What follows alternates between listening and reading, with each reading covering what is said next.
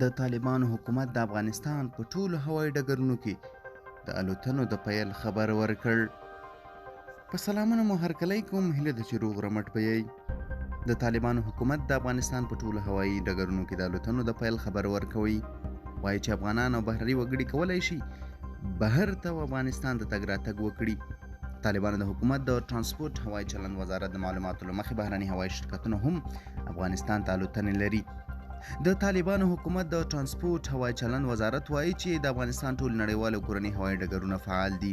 دا وزارت وایي اوس مهال د افغانستان له هوایي ډګرونو څخه متحده عربي امارات، سعودي عربستان، پاکستان، ازبکستان، ایران، ترکیې او روسیې ته الوتنې کېږي. د نوموړي وزارت ویاند امام الدین احمدي ماښام ازادۍ راډیو ته وویل چې یو شمېر بهرنیو هوایي شرکتونو لکه ایران د ماهان، تابان، د قطر ایزویر، پی آی ای او د بهرنیو چارتر الوتنې هم د هېواد د نړیوال هوایي ډګرونو څخه کېږي. دا اعلان وروسته له هغه کېږي چې طالبانو حکومت د غبرګولي په 14مه نېټه د پلازمېنې کابل او د کندهار، هرات، مزار شریف د هوایي ډګرونو د عملیاتو امنیتي چارو مسؤلیت یو اماراتي شرکت ته وسپاره.